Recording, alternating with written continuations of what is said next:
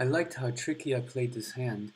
I made myself look real weak with that 25-cent bet, keeping the range wide.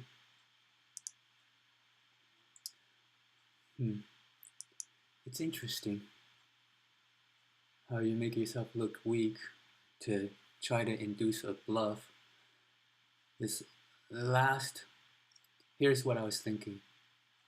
I put this 25-cent bet in, and he calls. That looks weak. And then when he checks, I put in $1. I'm just waiting for him to raise, and I said to myself, if he raises, I'm calling because I know jacks are good here, as weak as he played it. He kind of played ABC. I mean, he bluffed the flop, and then on the turn and the river, he played ABC.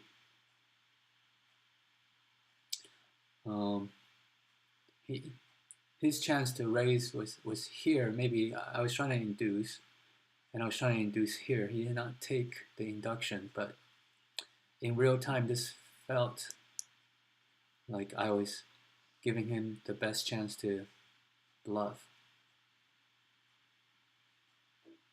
Normally, I don't do the 25-cent bet, but I've been told by split suit to experiment with bet sizing. So this looks weak.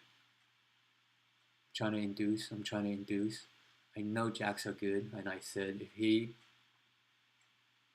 raises, I'm calling because the range was kept really wide. Because I had a continuing range with second pair, pretty good kicker. So if we were playing jacks, I knew I was good, and his action just did not say he was playing jacks. He may have been playing a flush draw by this point. And he missed, and I was hoping to induce. So that was an interesting hand. Okay, and then the next hand,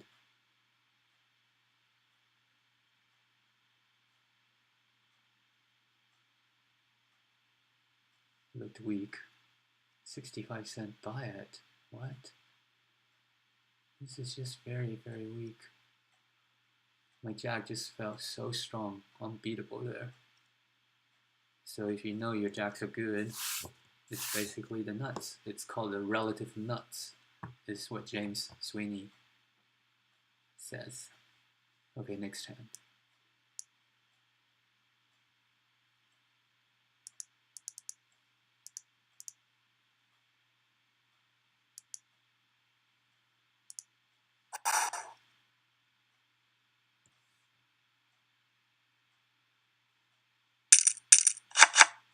I guess there is no next hand.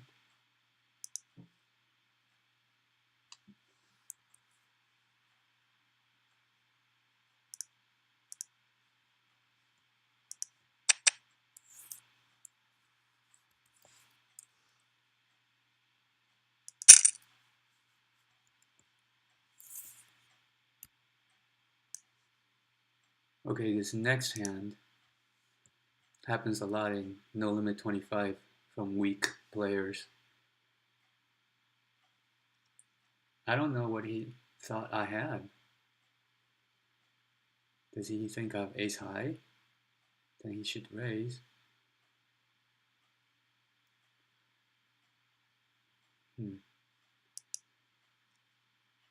He thinks I have a 5, a 10. Maybe he thinks I have a 10. It looks like it could be a 10.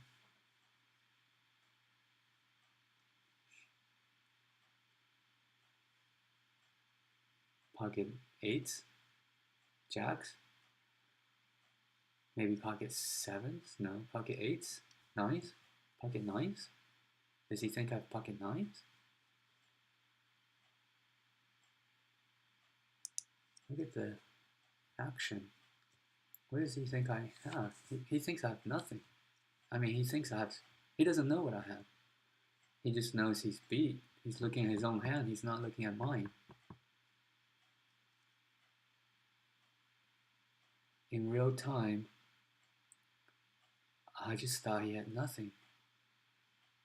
Because he's going to have nothing more often than not. And he bets out. So queen 9. When I raise from the button, he calls. We both check. It's 3 o'clock. And it looks like I guess I'm inducing. Oh. Okay. So to him it looked like I was inducing. And he was also afraid. He's kind of a weak player. Interesting.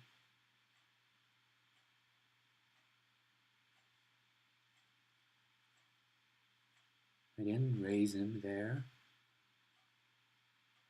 Yeah, he thinks I have a pocket pair. I don't know. I don't know what he thinks I had. What could I... Well, I guess my range could be wide. Could have a 10. Could have 5-6 suited. But this was a scary board. Why would I not? Why, if I had a real hand, why would I not bet here? Why would I try to induce? Does he really think I made a...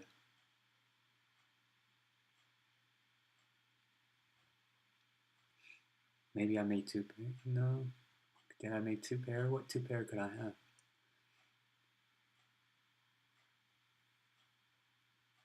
He thinks I have ace 10, and I wouldn't bet there.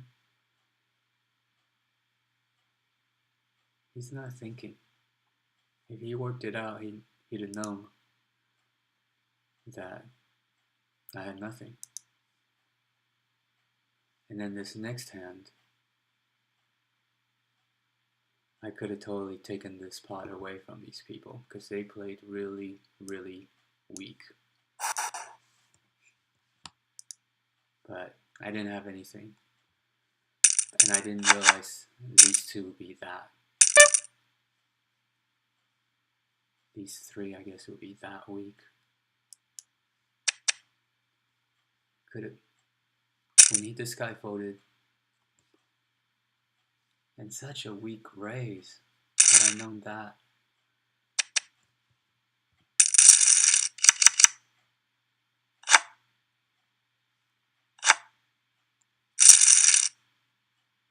And I known that, I could have stayed in. With this weak raise, it means that the guy is a total fish. So if I would have stayed in the hand, I could have taken this pot away because how weak the action was. These people kind of play weak when they have weak hands. This is a very timid raise with no gusto. When I look at the higher limits, they really bet with gusto. They'll like go all in with air, with missed draws, with a flush draw. And they'll also go all in when they have top pair or they have the nuts. Their action don't really reveal the strength or weakness of their hand, whereas these people really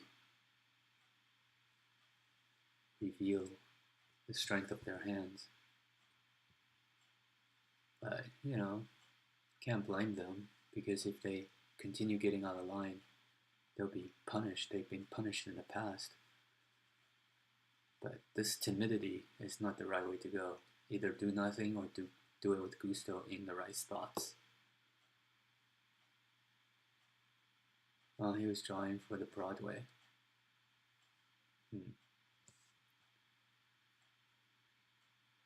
Wow.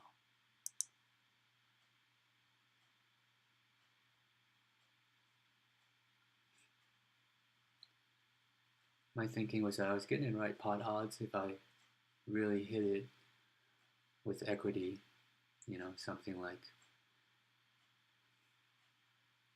4, 6 on the board. I could really go with it.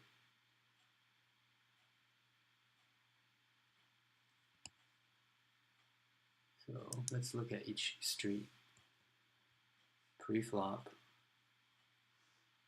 I call with pot odds, knowing that this is a 1 gapper But yeah, when the board came up like this, I guess I really didn't have any equity. So yeah, it was the right way. It was the right way.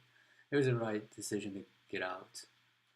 But these weak actions really say something. It was just interesting to look at the weak action. I needed to have gotten out because I was second to act. I had to get out. I did not have any equity in this hand at all, and there was no reason for me to think I could have bluffed these two off the hand.